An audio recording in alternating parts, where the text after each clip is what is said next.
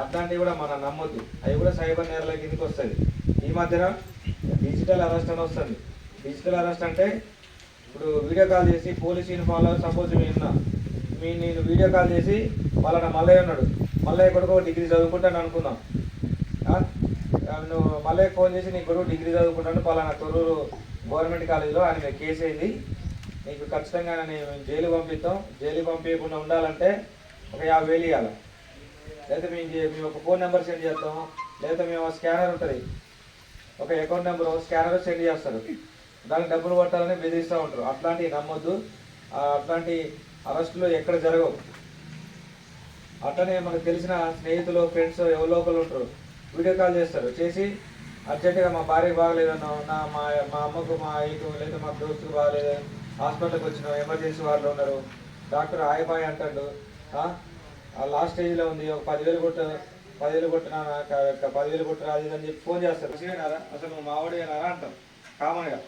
అట్లనే అదే మన మిడిల్ క్లాస్ ఫ్యామిలీ ఫోన్ సరే అర్జెంటుగా ఒక 5,000 కొట్టరా ఎమర్జెన్సీ ఉంది రేపు వెంబట ఒక 10 రోజులు ఇస్తా అంటే అయ్యో మనోడు ప్రమాదాలు ఉన్నాడని ఒక 5,000 మన దగ్గర ఉంటే అన్నా కొడతాం, లేదా మన వాళ్ళు పక్కన అడిగి కొడతాం.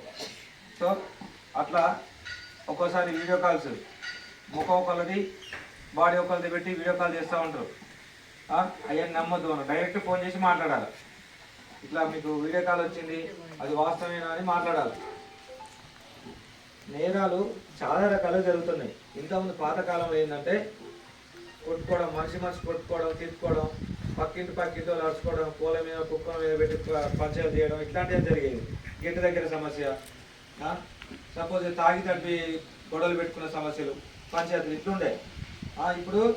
అప్పుడు ఆ నేరాలు ఎట్లంటే నేరం చేసిన మనకి ఎదురుగానే ఉంటాడు, మన బాబాయో మన పాలోడో పక్క బజారోడో పక్కింటోడో అయి ఉంటాడు, మన ఊరోడో లేదా మా సేవ తిరిగేటోడు ఎవరో ఒకళ్ళు అయి ఉంటాడు. మనకు తెలుస్తుంది ఎవరు మనకి నష్టం చేసింది ఎవడో తెలిసిపోతుంది. కానీ సైబర్ నేరాలలో అట్లా తెలియదు. మనకి ఎవడు నష్టం చేసిండు, మన అకౌంట్ నుంచి డబ్బులు ఎవడు కొట్టేసిండు, అట్లాంటివి మనకు తెలియదు. వాడి అకౌంట్ నెంబర్ వాడు ఎక్కడో ఉంటాడు, వాడు ఎక్కడో రాష్ట్రంలో ఉంటాడు, మధ్యప్రదేశ్, జార్ఖండ్, ఛత్తీస్గఢ్లో అట్లా ఉండి ఒక ఫోను కంప్యూటర్ యూజ్ చేసి మనల్ని మోసం చేస్తూ ఉంటారు. కాబట్టి అట్లాంటి ఆ ప్రయత్నాల్ని మీరు లొంగవద్దు. అట్లాంటి వాటి మీద అవగాహన కలిగి ఉండాలి. పెద్దోళ్ళైనా కూడా చిన్నోళ్ళైనా చదువుకున్న వాళ్ళైనా. అంటే ఎందుకు